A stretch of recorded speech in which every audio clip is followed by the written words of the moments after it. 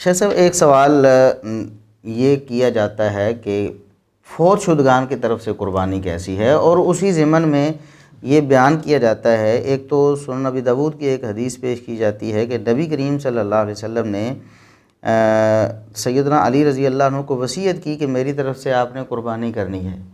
ایک روایت یہ ہے، اور دوسری سنن کبریٰ بہقی کی روایت پیش کی جاتی ہے کہ سیدنا علی رضی اللہ عنہ نے آپ کی طرف سے قربانی کی، یعنی ظاہر ہے کہ آپ صلی اللہ علیہ وسلم دنیا سے جا چکے، فوت ہو چکے تھے، تو بعد میں انہوں نے قربانی کی اور یہ الفاظ پڑھے کہ بسم اللہ اللہم من کا والا کا و من محمد اللہ کا۔ تو ان دو روایات کے بارے میں، کیونکہ یہی مدار ہیں اس بات کا کہ فوت شدگان کی طرف سے قربانی ہو سکتی ہے کہ نہیں، بعض لوگ کہتے ہیں کہ نبی کریم صلی اللہ علیہ وسلم کے ساتھ خاص ہے تو آپ کی طرف سے ہم قربانی آج بھی کر سکتے ہیں۔ میت کی طرف سے قربانی کا کوئی شرعی ثبوت نہیں ہے، کیونکہ صحابہ، تابعین، تبع تابعین، بالخصوص خلفائے راشدین، ان میں سے کسی سے بھی فوت شدہ کی طرف سے قربانی کرنا ثابت نہیں ہے۔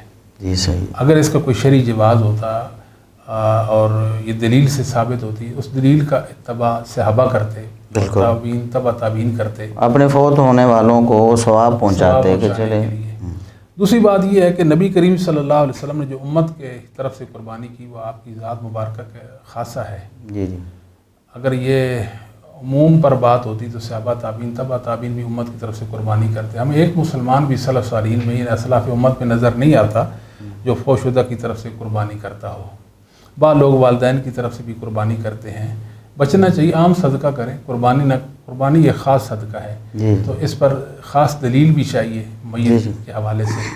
رہا مسئلہ نبی کریم صلی اللہ علیہ وسلم کی طرف سے قربانی کرنا، تو کسی صحابی، کسی تابعی، کسی تبع تابعی یا ائمہ اسلام میں سے یا اسلاف امت میں سے کوئی فرد بشر ایسا نہیں ہے جس نے رسول کریم صلی اللہ علیہ وآلہ وسلم کی طرف سے قربانی کی ہو۔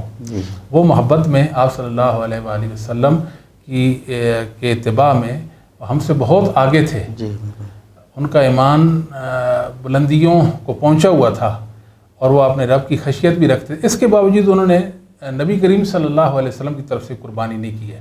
سنن نبی داؤد کے والے سے آپ سب جو آپ نے روایت پیش کی، علی نے نبی کریم صلی اللہ علیہ وسلم کی طرف سے قربانی کی ہے، نہیں وصیت کی نبی کریم صلی اللہ علیہ وسلم نے، ہاں، اور سے عجیب وصیت کی، تو اس میں 4 وجہ سے وہ روایت جو ہے نا وہ قابل عمل نہیں ہے۔ پہلی چیز تو یہ ہے اس کے اندر ایک راوی ہے ابو الحسن، جی، یہ مجہور راوی ہے، اس کی عدالت اور توثیق ثابت نہیں ہے۔ ظاہر ایسے راویوں سے دین لیں گے جن کے دین کا ہمیں علم ہوگا۔ دوسری بات کہ شریک بن عبداللہ القاضی اس میں صحیح الحفظ ہیں، اور صحیح الحفظ ہونے کے ساتھ ساتھ وہ مدلس بھی ہیں۔ اب یہ معلوم نہیں کہ انہوں نے یہ روایت صحیح الحفظ ہونے سے پہلے بیان کی، یہ بعد میں، جب تک معلوم نہیں ہوگا اس روایت سے حجت پکڑنا مشکل ہے۔ اور انہوں نے سماع کی تصریح بھی نہیں کی، ان کے ساتھ روایت بیان کر رہے ہیں۔ جی، ثقہ مدلس بخاری مسلم کے علاوہ بصیغہ ان بیان کرے تو روایت ضعیف ہوتی ہے۔ تیسری اس میں وجہ ذوق جو ہے، حکم بن عتیبہ مدلس ہیں، علامہ عینی حنفی نے عمدۃ القاری کے اندر ان کو مدلس لکھا ہے۔ اور چوتھی وجہ جو ہے وہ حنش بن معتمر ہیں، جو جمہور ائمہ حدیث کے نزدیک ضعیف ہے۔ یہ روایت 4 وجہ سے ناقابل، یہ تو بہت سخت ضعیف روایت ہے۔ جی، رہا مسئلہ آپ صاحب یہ جو سنن کبریٰ بہقی والی روایت آپ نے پڑھی ہے، یہ بھی 4 وجہ سے ضعیف ہے۔ اچھا، یہ بھی جی کہ سیدنا علی رضی اللہ عنہ کا قربانی کرنا نبی صلی اللہ علیہ وسلم کی طرف سے، جی بالکل ثابت نہیں۔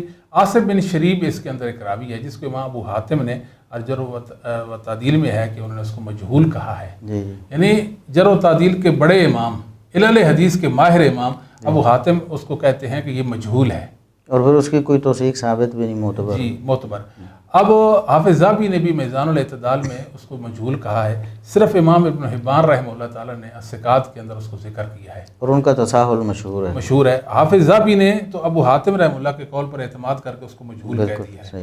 ایک بات ہوگی۔ دوسرا ایک راوی ابو بکر بن رجاء زبیدی ہے، جی، اس کی توثیق نہیں ملی۔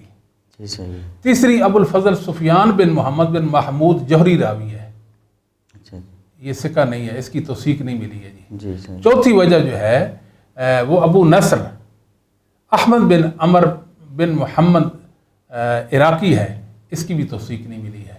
اب جو صاحب یہ کہتے ہیں یہ روایت ثابت ہے تو ان کو یہ 4 اعتراضات کے جواب تلاش کرنے ہوں گے، اس کے بعد وہ یہ کہہ سکتے ہیں کہ یہ روایت ثابت ہے۔ تو ہم بالیقین کہہ سکتے ہیں کہ نبی کریم صلی اللہ علیہ وسلم کی طرف سے قربانی شرعاً ثابت نہیں ہے، کسی صحابی نے آپ کی طرف سے قربانی نہیں دی. جب صحابہ نے نہیں دی تو پھر ہمیں بھی کوئی حق نہیں کہ ہم آپ صلی اللہ علیہ وسلم کی طرف سے قربانی دیں.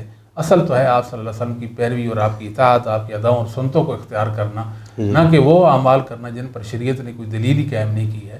اللہ ہمیں سمجھنے کی توفیق دے.